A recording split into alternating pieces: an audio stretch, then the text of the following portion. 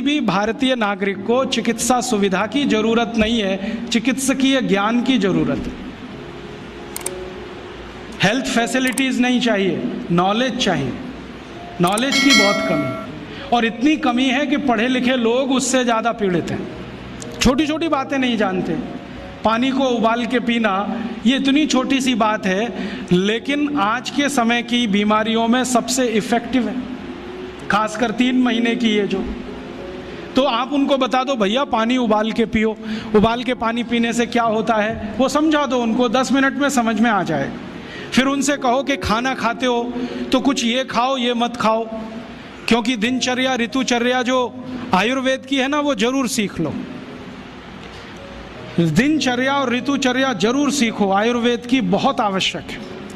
और आपको मैं एक किताब का नाम बोल के जाता हूँ, इसको पढ़ो। भगवत गीता जैसे पढ़ी जाती है, रामचरितमानस जैसे पढ़ी जाती है, उस किताब का नाम है अष्टांग हृदय। इसका एक दूसरा नाम भी है अष्टांग संग्रह, पुराना नाम अष्टांग हृदय। ये किताब का जो स्वस्थ व्रत है ना, वो ऐसे पढ़ो जैसे आप धार्मिक पुस्तक पढ़ते हो, और उसको बार बार पढ़ो तो याद हो जाएगा, कंठस्थ हो जाएगा। उसमें 2000 सूत्र हैं। ये सूत्र लोगों को बताना शुरू कर दो। छोटे छोटे सूत्र हैं, जैसे खाना खाने के बाद पानी मत पियो, स्वस्थ रहना है जिंदगी भर तो खाने के 1 घंटे के बाद पानी पियो। क्यों नहीं पिए वो आप सब जानते हो, सरल भाषा में उनको समझा दो।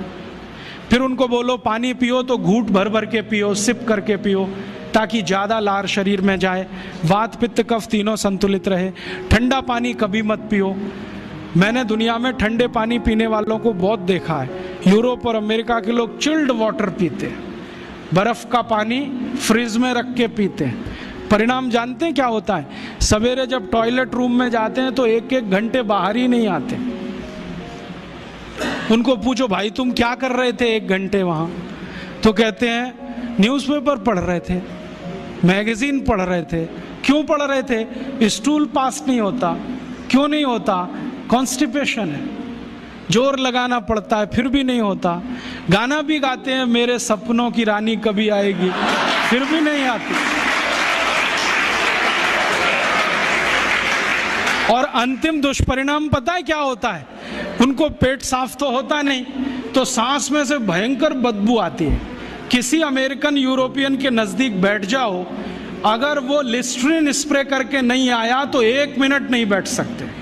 हर समय उनको माउथ फ्रेशनर स्प्रे करना पड़ता है, क्योंकि अंतड़ियाँ साफ नहीं है, कब्जियत है, मल भरा हुआ है, उसमें कचरा जमा है। फिर उनके पसीने में से भी बदबू आती है। क्यों? कब्जियत बहुत है। और पसीने की बदबू दूर करने के लिए डिओडोरेंट स्प्रे करते रहते हैं। और आप तो सब जानते हो कि अगर कब्जियत है तो बाल भी कड़क रहते हैं, तो उन कड़क बाल को सॉफ्ट करने के लिए क्या क्या सब करते हैं। शैम्पू लगाते हैं, शैम्पू के बाद पता नहीं क्या क्या लगाते हैं। ये सब वो जो करते हैं ना, उनकी मजबूरी है, स्टेटस सिंबल नहीं है। इसको अपने दिमाग से निकाल दो कि ये कोई स्टेटस सिंबल है। तो सरल भाषा में समझाओ, ठंडा पानी पीने से ये होता है, मत पियो, समझ जाएंगे। फिर उनको बोलो सवेरे उठो तो सबसे पहले पानी पियो। फिर उनसे बोलो खाना खाओ तो बैठ के खाओ, कभी भी खाना खाओ तो पूर्व दिशा में मुंह करके खाओ, सो तो पूर्व दिशा में। ये अष्टांग हृदय में इतने अद्भुत छोटे छोटी बातें हैं तो संस्कृत में है, लेकिन अब तो उसका हिंदी भी आने लगा है। तो हिंदी ले लो, हिंदी वर्जन ले लो, इसको पढ़ो, बार बार पढ़ो, और ये जाके गांव में सबको बताओ। फिर उनको कहो देखो ये तो है स्वस्थ रहने के लिए, अब तुम बीमार पड़ो तो बताओ तुम्हारी बीमारी क्या है। ये बीमारी है तो ये दवा है, ये बीमारी है तो ये दवा है। और मेरा आपसे एक निवेदन जरूर है कि अगर आप होम्योपैथी से भी इलाज करो तो उसकी मूल दवा जरूर बता दो। उनको ये ग्रीक और रोमन नाम में मत फंसाओ। आप कहोगे जी मैं तो ऑसिमम दे रहा हूँ, ये उनको कहो ये तो तुलसी का रस है भैया, तुम्हारे घर में फूलों से बनी हुई है, आसानी से मिलती है, जयपुर में मिलती है, दिल्ली में मिलती है। भंडारी वालों को अक्सर ऑर्डर दे के रखो, हमको इतनी भेजो। उनको जो पता चल गया कि आप प्रचार के लिए कर रहे हो तो मुफ्त में भी दे देंगे आपको।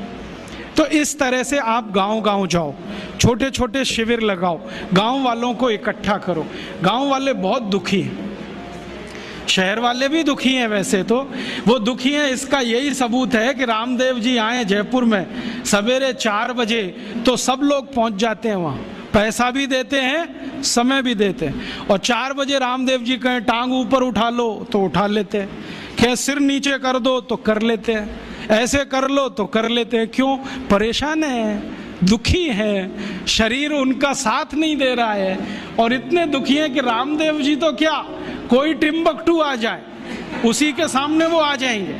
और वो दुनिया भर में घूम के आते हैं अपनी अपनी छोटी छोटी बीमारियां लेके। तो इन जो दुखी लोगों का थोड़ा थोड़ा आप मदद कर दो इलाज के रूप में, ये सब आपके भगत हो जाएंगे।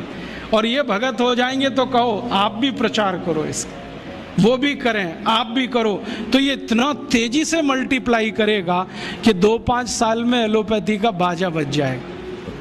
और बजा देना है अपने को।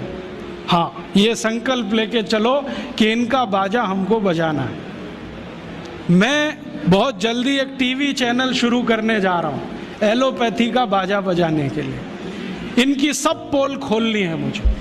हाँ, इनकी इतनी पोल हैं मेरे पास, कम से कम 1,500 से ज़्यादा डॉक्यूमेंट्स हैं जो एलोपैथी के गंदेपन को सिद्ध करने वाले, इनकी निकृष्टता को सिद्ध करने वाले, ये कितने अनसाइंटिफिक हैं वो बताने वाले हैं, कितने डॉगमेटिक हैं वो बताने वाले हैं। मेरे पास ऐसे बहुत इंटरव्यूज़ हैं बड़े बड़े डॉक्टरों के, वो कहते हैं कि हम कोई डायग्नोसिस नहीं करते, तीर मारते, लग गया तो ठीक, नहीं तो तुक्का।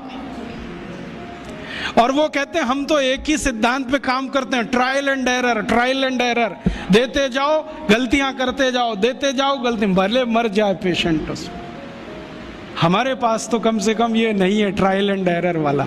हम तो जानते हैं कि तुलसी है तो उसके ये गुण हैं तो ये रिजल्ट आना ही चाहिए, मेथी है तो उसके ये गुण हैं तो ये रिजल्ट आना ही चाहिए। हमको सब मालूम है, फिक्स है, यहाँ वेरिएशन नहीं है। मेथी के जो रिजल्ट चरक ऋषि को मिले वो आज भी मिलते हैं। इसमें इतना सातत्य है, वेरिएशन कहीं भी नहीं है। तो जो विज्ञान में सातत्य होता है